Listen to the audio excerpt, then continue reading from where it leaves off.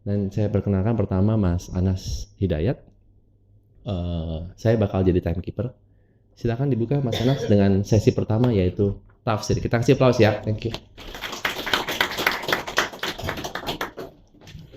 Terima kasih Mas Rich. Assalamualaikum warahmatullahi wabarakatuh. Salam sejahtera untuk semuanya dan selamat pagi. Jadi untuk membuka acara pagi hari ini yang menampilkan 14 pembicara sampai nanti sore, mungkin bisa ditayangkan. Maaf, saya agak batuk ya. Pas acara di UKDW kemarin nirukan batuknya Pak Yosef, terus kualat. Jadi sampai sekarang belum sembuh. Mudah-mudahan setelah ngomong ini nanti bisa sembuh. Jadi saya ambil judul Architecture, Tafsir Wastu Talingan. Jadi Omah Library sebagai telinga arsitektur Indonesia 2025. Jadi ini kemarin ketika diposting itu dikomentari oleh Mas David Utama. Loh ini kok terakhirnya merendah gitu. Kok nggak percaya diri. Akhirnya yang di bagian akhir ada revisi sedikit. Jadi ini saya pakai bahasa yang puitik aja karena saya tinggal membaca sehingga waktunya bisa lebih pas nanti. Oke, next.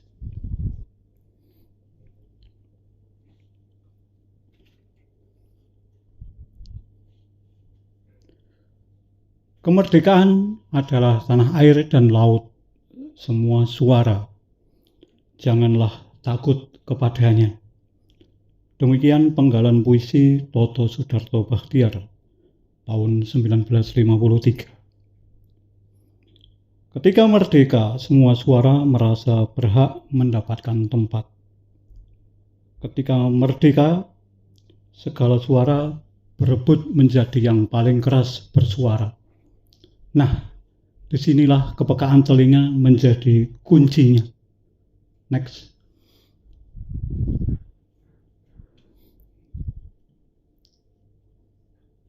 Nol, 10 tahun adalah perjalanan kembali ke titik nol lagi setelah menjalani putaran pada dasawarsa pertama. Perjalanan 10 tahun Omah Library ditandai dengan sebuah refleksi, berusaha melihat dan merenungkan kembali apa yang telah dilakukan, berkaca diri, meraba diri, mengukur diri.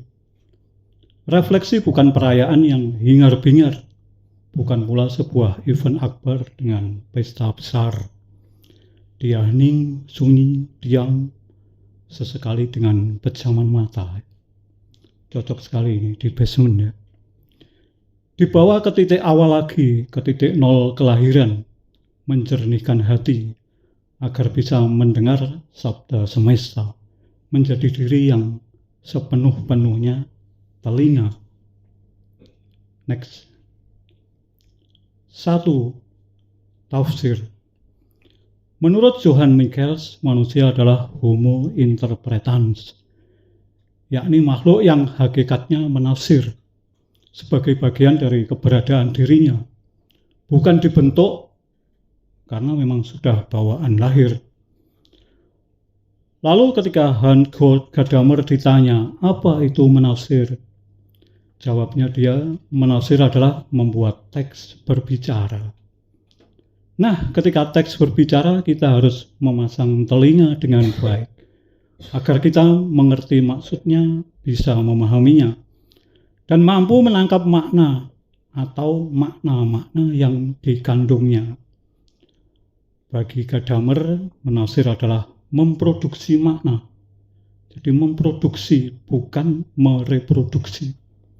Jadi menafsir sebenarnya mendengar, untuk kemudian membuat teks baru yang berbeda dengan yang lama, terus-menerus. Next. 2. Omah Library dan Arsitektur Indonesia. Selama 10 tahun bekerja, berkiprah, Omah Library menjadi rumah untuk berdiskusi, bertukar pikiran, membicarakan sesuatu, memproduksi wacana demi wacana, saling dan silih berganti menghiasi cakrawala arsitektur Indonesia. Lalu muncul tanggapan kritis, jika begitu banyak yang terlibat, yang mendengarkan, mestinya jadi potensi besar untuk terus memproduksi makna-makna baru. Kita bisa merunutnya lewat Paul Ricoeur. Selama ini cara kita menafsir masih didominasi cara penafsiran saintifik yang oleh Ricoeur disebut sebagai distansiasi, yang formal, dingin, dan kaku. Kita perlu mengajarkan tafsir dengan apropriasi, yaitu menafsir dengan keterbukaan terhadap teks, dibawa masuk ke dalam diri, ke dalam hidup sang pembaca, pengamat, atau penafsir, sehingga teks secara akrab itu bisa mengatakan sesuatu yang baru, yang lebih segar dan intim kepada kita. Disinilah kemerdekaan individu yang sebenarnya dalam menafsir, tafsir yang akrab, yang ramah, yang personal. Next. 3A, gerak-gerak tafsir arsitektur. Dalam acara bedah buku Peta Metode Desain di Omah Library 2020, 4 tahun lalu, Agustinus Sutanto bilang, susah mencari desain karya arsitek Indonesia yang menjelaskan metodenya secara runtut dan gamblang. Sehingga dalam bukunya itu dia mengambil contoh karya-karya dari luar negeri. Sementara di Indonesia sendiri karya-karya masih keluh. Telinga pengamat atau penikmat begitu susahkah untuk mendengarnya? Atau mungkinkah keluh karena tak pernah berusaha mendengar? Ya, ambil contoh IKN dengan Istana Garudanya. Sepertinya tak berawal dari mendengar, tak bermula dari hening-bening. Terlalu sibuk memberontongkan narasi dan kata-kata politis. Ketika terpojok, ribuan alasan disiapkan untuk melawan hujatan. Sudahlah. Rencana emas bisa berubah menjadi gemas, lalu cemas. Semoga saja tidak lemas.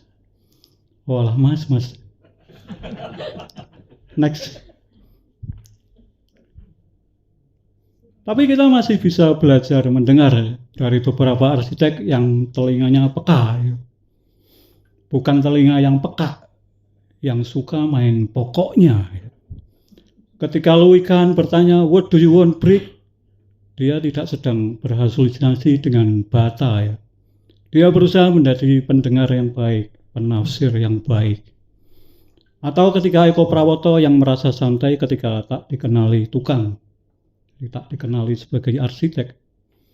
Jadi tukang itu yang malah menyalahkannya karena membuat desain yang tak lazim. Dia malah tersenyum mengikuti kemauan mereka, menjadi pendengar yang sabar. Mendengar memang gampang bro, tapi mendengar yang produktif itu yang perlu digalakkan. Jadi from kuping to making gitu. Next. Omah Library dan Wastu Talingan. Omah Library yang bersarang di gua, dulunya disebut The Guild, tempat bekerja, lalu menjadi gua yang kemungkinan terinspirasi dari gua Plato. Bagi saya inilah The Workers' Temple alias The Wat. Jadi kalau bahasa Jawa itu Wat itu artinya jembatan titian. Sebatang kayu melintang sungai, jembatan menuju ke seberang, menuju ke masa depan. Ke-14 pembicara yang hadir online maupun offline hari ini menafsir arsitektur Indonesia dan kemerdekaan sesuai dengan apropriasinya masing-masing. Dari sisi sejarah, teori, kritik, praktik, postkolonialitas, juga identitas, pendidikan, pengajaran, dan lain sebagainya. Sekaligus menadaskan Omah Library sebagai wastu talingan. Jadi dari kata wastu artinya arsitektur dan talingan itu telinga. Telinga bagi arsitektur Indonesia. Wastu talingan atau architecture yang selalu mendengar dan mendengar dan sekaligus juga terus memproduksi wacana-wacana yang baru. Next. Omah Library dan pemikiran lemah. Jika merujuk pada Gianni Fatimo bahwa pemikiran yang kuat, yang kokoh, yang tak bisa diubah, itu sudah waktunya ditinggalkan dan ditanggalkan. Saatnya kita masuk ke pemikiran lemah alias pensiero debole. Lemah yang dimaksud Fatimo adalah pemikiran yang terbuka. Ya, tak berniat menjadi narasi besar yang tak terkalahkan. Justru menampilkan narasi yang ramah, toleran, dialogis, yang mau mempedulikan yang lain, mau mendengarkan yang lain. Jadi lemah di sini bukan berarti benar-benar lemah. Sebenarnya lebih intens dalam merangkul pihak lain, mendengarkan kebenaran, dan kebenaran dalam tanda petik dari sudut pandang yang lain. Ketika banyak yang ingin menjadi menara, ingin menjadi gedung megah, Omah Library tetap menjadi rumah kecil tempat berteduh. Sambil beber kloso dengan lampu ublik yang mobet-mabit apinya. Ngobrol ngalor ngidul, ngomong-ngomong kelobot. Ngomong kelobot itu ngomong gak penting gitu ya. Tapi lama-lama penting juga. Tentang arsitektur, juga tentang manusia dan kemanusiaan. Sambil makan pisang goreng dan minum kopi. Juga teh. Karena Mat Cahyo tidak minum kopi. Sekali lagi, Omah Library sebagaimana namanya adalah rumah. Tempat kita berproses menjadi manusia. Sebenar-benarnya manusia. Yang masih punya hati dan saling memperhatikan satu sama lain. Jadi memperhatikan itu kata dasarnya adalah hati. Jadi memperhatikan satu sama lain. Saling bersimpati dan berempati dari hati ke hati. Omah Library, rumah yang menjadi salah satu pancaran arsitektur Indonesia. Dari ublik yang mobat-mabit apinya akan menjelma obor-obor yang terus membakar. Semangat darah-darah muda arsitektur kita yang makin menggelora. Izinkan saya tutup dengan salah satu penggalan puisi Rendra. Kesadaran adalah matahari, kesabaran adalah bumi, keberanian menjadi cakrawala, dan perjuangan adalah pelaksanaan kata-kata. Terima kasih. Oke,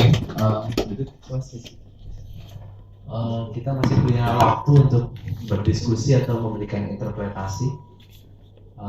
Kita mungkin bisa ada pertanyaan di sini, teman-teman.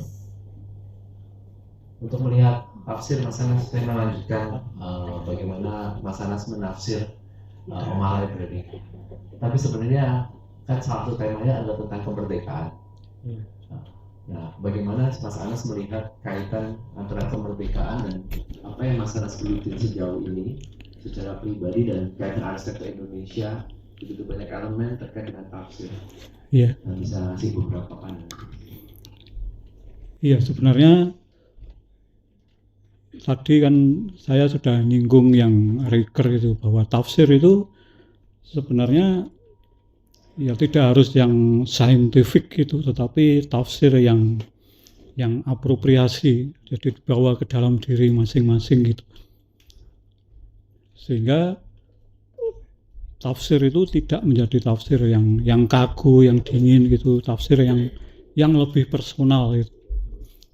Dan saya melihat apa yang nanti akan berbicara itu ya semua dengan apropriasinya masing-masing, sehingga jadi lebih menarik gitu. Jadi tidak yang dingin dan kaku gitu, tapi lebih menunjukkan apa tafsir dari masing-masing itu sesuai dengan personalnya masing-masing itu. Gitu sih kalau. Mungkin dari beberapa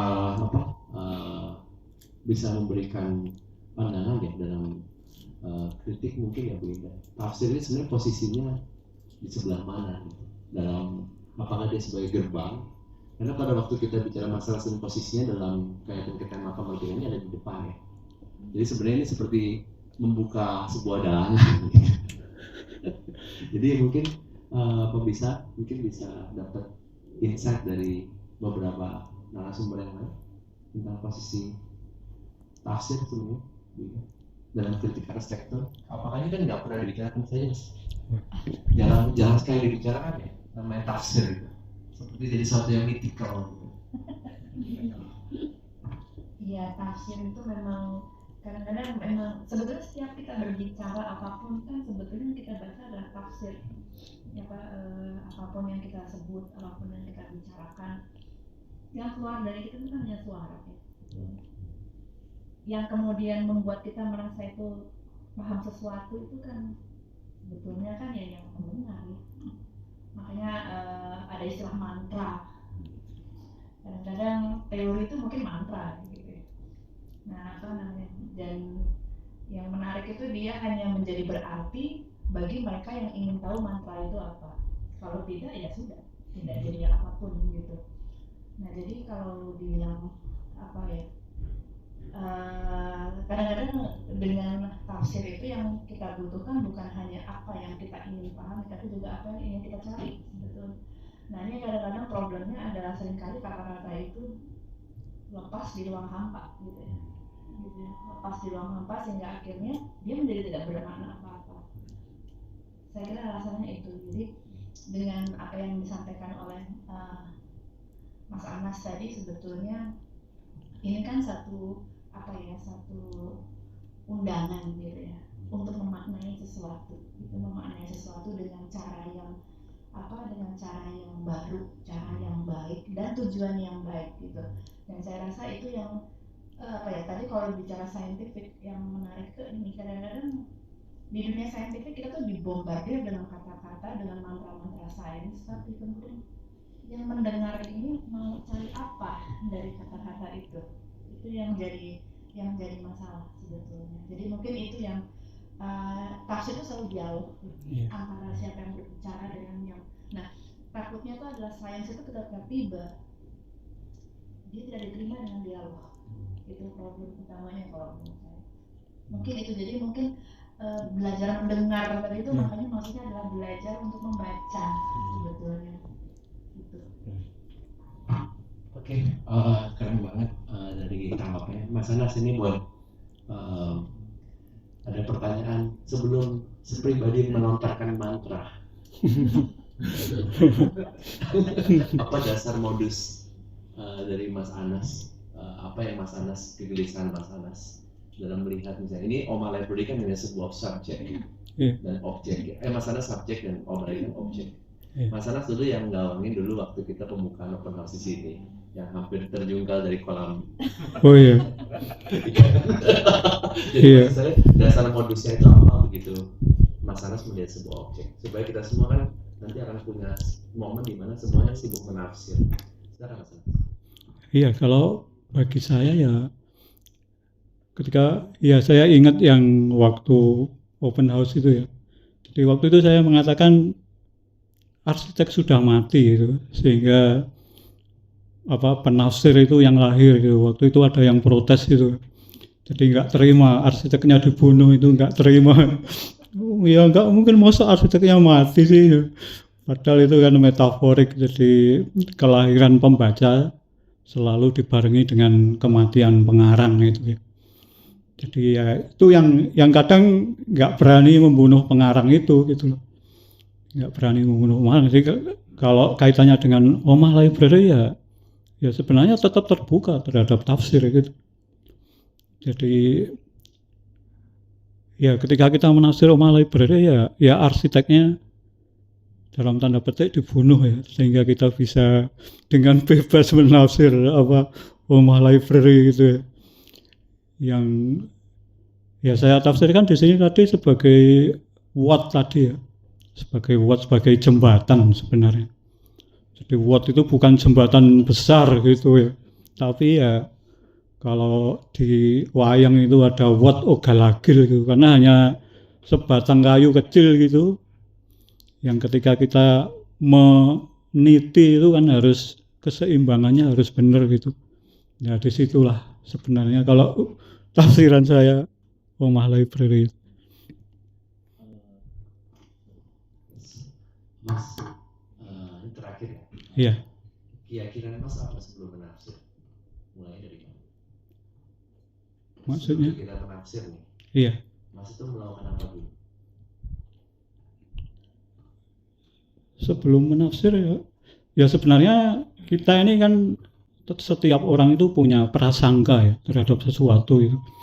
Dan di dalam penafsiran itu prasangka itu tidak harus dihilangkan. Prasangka itu sebuah pra penafsiran terhadap sesuatu. Jadi seperti kalau kita membaca buku, mau membeli buku, apalagi yang di dalam plastik itu ya, kadang-kadang kita nggak tahu isinya apa, tapi kita punya prasangka bahwa buku itu bagus sehingga kita beli, kan gitu. Jadi kita nggak harus membuka dulu, membaca sampai habis baru tahu, tapi punya prasangka. Kalau buku itu bagus kemudian kita beli, ya sama dengan itu. Jadi kalau di Omah Library ini ya kita punya prasangka yang baik sehingga kita nanti akan memunculkan tafsir-tafsir yang terus menerus dan makin baik itu. Kalau bagi saya gitu. Terima kasih ya. Kita kasih applause buat Mas Aditya. Sebelum masuk ke sesi selanjutnya, Mas terima kasih banyak. Ya, sama. Saya jadi ingat pendekatan Charlotte Mason tentang jiwa anak-anak, yang dia percaya bahwa setiap anak itu dididik, sebelum dididik dia sudah punya spiritual kindness. Pada waktu anak-anak itu terpapar sama dunia orang dewasa, banyak yang meminta dia mengikuti moral value tertentu. Padahal anak itu cuma pengen didengerin dan diikutin jiwa intuisinya. Nah ini saya lihat kok prasangka itu ada kaitan dengan membebaskan kita kembali ke sisi yang awalnya. Nanti itu kita akan bahas lebih lanjut dan di sesi kedua mungkin